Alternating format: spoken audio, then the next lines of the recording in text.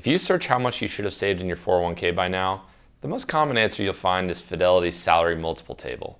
3 times your salary by 40, 6 times by 50, 8 times by 60, 10 times by 67. It's everywhere, and it's become the default standard for measuring retirement readiness. The problem is that it's designed around a specific type of person, someone earning median income, saving 15% annually, planning to retire exactly at 67, and it doesn't necessarily adjust for anyone whose situation looks different from that. For someone who has been a strong saver and has real money built up, it may be telling you that you're behind when you're not necessarily that far back, or giving you a target that's detached from what retirement actually costs you specifically. So in today's video, I want to do something a little bit more useful. I want to talk through 4 age-based levels of 401k wealth, what the data says people actually have, what someone on a strong trajectory should have at each stage, and what the key focus is at each one of those stages. So level 1, the accumulation phase. This is usually between ages 40 to 49. If you're in your 40s and you've been a consistent saver, you're in what I like to call the accumulation phase. This is basically the period where contributions still matter more than your portfolio returns. You're building the foundation and not yet living off of the compounding. The Fidelity benchmark says 3 times your salary by 40, scaling up to 5 times by the end of the decade. But the single most important variable at this level isn't the current balance, it's your savings rate. The 2026 contribution limit for under 50 years old is $24,500. If you're not at that maximum, you can get there. Your 40s are generally the time to do it because every dollar contributed now has 20 plus years of compounding ahead of it. Level 2, the inflection point. This is generally between ages 50 and 54. Now, the early 50s are when something meaningfully shifts in the math. At this level, your portfolio returns start to rival your annual contributions in terms of their impact on the final balance. If you have $1 million at 50 and it earns 6%, that's 60 grand in portfolio growth from a single year, comparable to or even exceeding what many people contribute on an annual basis. You've crossed into the phase where the money is starting to work as hard as you are, if not harder. According to Fidelity's Q4 2024 data, the average 401k balance for 50 to 54 years old is about $199,900. Vanguard's 2025 How America Saves report puts the average for 55 to 64 at $271,000. So someone who's been genuinely committed to saving should be meaningfully above those averages by their early 50s, in the range of about $800K to $1.5 million, depending on their income and when they started maximizing contributions. The Fidelity benchmark says 6 times salary at 50. And for someone who's earning about 175 grand, that's $1.05 million. And here's where the benchmark starts to be worth examining a little bit more carefully, because for someone at that income level, Social Security replaces a smaller fraction of pre-retirement income than the benchmark assumes. And the benchmark was built for a median earner where Social Security covers about 35% of pre-retirement income. At 175K, Social Security might cover closer to 20%. That means that the portfolio actually needs to do more work, and the 6x target may be slightly low rather than high. The critical 2026 action at this level, the age 50 catch-up contribution kicks in. The standard employee limit of $24,500 increases by 8 grand, bringing your total to $32,500. This is the most tax-efficient accumulation dollar available at this stage. And if you're 50 or older and not contributing the full $32,500, closing that gap is the single highest leverage move on the board. Level 3, the clarity window, ages 55 to 59. By the mid to late 50s, the retirement projection has enough accuracy to be actionable. You're close enough to a realistic retirement date that you can model what you actually have, run it against what retirement actually costs, and know with reasonable confidence whether you're on track or whether something needs to change. Someone genuinely on track at this level with a strong savings history and a target of retiring in their early 60s typically has about $1.2 million to $2.5 million saved depending on their income and timeline. The Fidelity benchmark aims for 7 to 8 times salary in this range, but as covered above, that multiple was built on income replacement assumptions that may not match your spending reality. This is the level where the analysis shifts again. Up until your mid-50s, the primary question is whether contributions are maximized and whether the savings rate is high enough. At 55 and beyond, those questions don't disappear, but they're joined by a new set. Do Do you have a real retirement spending number built from line item analysis, not necessarily a percentage of your income? Do you have what your Social Security benefit looks like? And have you modeled in the timing decision? Do you know the order in which you'll draw from different account types and what your taxable income looks like in the early years of retirement? The 2026 contribution limit is the same as level 2, $32,500 with an age 50 catch-up.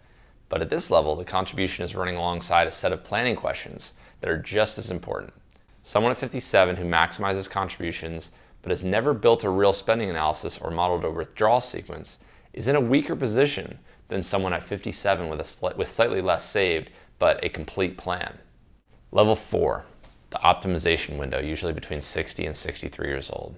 At age 60 through 63, it represents a specific time-limited window that exists nowhere else in the contribution schedule. And most people in this age range don't know it's there. Under Secure 2.0, which took full effect in 2025, employees who turn 60, 61, 62, or 63 during the calendar year have access to a super catch-up contribution. In 2026, the super catch-up limit is $11,250, compared to the standard age 50 catch-up of $8,000. That brings the total employee contribution for someone in this age window to $35,750 for the year. At 64, the limit drops back down to the standard $32,500. For someone on a $2 million plus trajectory, the difference between $32,500 and $35,750 in annual contributions is roughly $3,250 per year. Over 3 years at the super catch-up level with reasonable growth, that's approximately $11,000 in additional tax-advantaged accumulation. Not transformative in isolation, but it's free money sitting in a window that closes at 64 years old, and not using it is kind of a small permanent error that compounds in the wrong direction over time, so you may as well. There's also a new Roth requirement in 2026 that applies at this level. If you earn more than $150,000 in wages in 2025, your catch-up contributions in 2026 must be made as Roth after tax, not pre-tax. This is mandatory under the Secure 2.0 rule. The practical effect is that instead of getting a tax deduction on the catch-up today, the money grows and comes out tax-free in retirement. For most people, this remains a sound trade, but it requires your employer's plan to support Roth catch-up contributions, and not all plans have updated their systems yet. Someone at level 4 in solid shape typically has about $1.8 million to $3 million saved. The Fidelity benchmark says 8 times salary at 60, which for a 175K earner means about $1.4 million.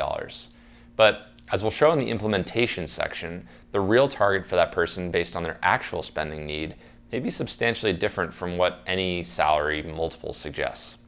So step 1, build a real retirement spending number. Every useful calculation in retirement planning starts here, and most people have never really done it. Not a percentage of current income, a line item on your budget of what your life actually costs in retirement. Here's why this matters so much. The benchmark assumes you'll need 70 to 80% of your pre-retirement income in retirement. But a significant portion of what you spend today simply goes away when you stop working. The savings contributions stop, FICA taxes stop, work-related expenses stop, and for many people, a mortgage payment disappears or shrinks significantly within the first few years of retirement. So for someone earning $175K a year, the benchmark implied retirement spending is around $122,000 to $140,000. But when you build the line item budget and subtract what disappears, the real number often comes out to $40,000 to $60,000 lower than that. And that changes everything downstream. The required portfolio size, the projected retirement date, the withdrawal rate. If you don't have this number, you need to start here. Step 2, run the trajectory, not just the balance. Your current 401k balance is just a snapshot, and what you need to know is where the balance is headed. The projection inputs are straightforward. Your current balance, your annual contribution rate, a realistic rate of return assumption, and your target retirement date. The output is your projected terminal balance. Most people really haven't run this calculation, and most people who have done it were surprised by the result in one direction or another. Here's a concrete example. Someone at 55 with $780,000 saved, earning $175,000 a year, contributing $32,500 a year at the maximum catch-up rate, target date of retirement at 67 years old. At 6% annual growth over 12 years, the projected balance is approximately $2.1 million. Their real spending need, built from the line item analysis, comes out to $108,000 a year. Social Security at 67 covers roughly $32,000. The portfolio needs to fund about $76,000 annually in that case. and at a 4% withdrawal rate, the required portfolio is 1.9 million. So they're projecting to land with 2.1. They're on track with a 200K cushion. The benchmark said they were behind. The projection said they were ahead, right? Those are small differences. They change what someone does within the next decade though. Step 3, use the contribution windows while they're open. The 2026 contribution limits are worth having clearly in front of you because the windows are time limited and the cost of missing them is permanent. Under 50 years old, $24,500. Ages 50 to 59, $32,500. The $8,000 catch-up opens at exactly 50 and doesn't go away until 64. Ages 60 to 63, $35,750. The Secure 2.0 Super Catch-up adds $3,250 above the standard catch-up for exactly these 4 years and then closes. Ages 64 and older, back to $32,500.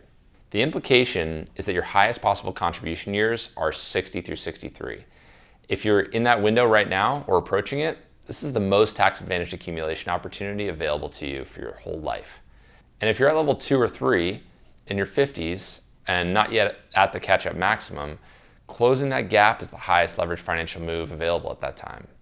The $8,000 catch-up above 24.5 is the most efficient tax-deferred dollar you can put to work. Don't leave it on the table. I'm Justin Kuntz, a certified financial planner and managing director at Pacific Wealth Management in San Diego. We're a fee-based fiduciary firm, legally required to act in your best interest, not in the interest of any product or commission. The data I've walked through today, the benchmarks, the averages, the contribution limits, is accurate and it's useful context, but none of it tells you whether you are specifically on track. That answer requires your actual spending number, your actual Social Security estimate, and a projection built from where you are right now. If you want to figure out exactly which level you're at and what the implementation looks like for your specific situation, your balance, your timeline, your spending, reach out through the link in the description below. We'll run the projection with your actual numbers and give you a clearer picture of where you stand. Thanks for watching, and I'll see you in the next video.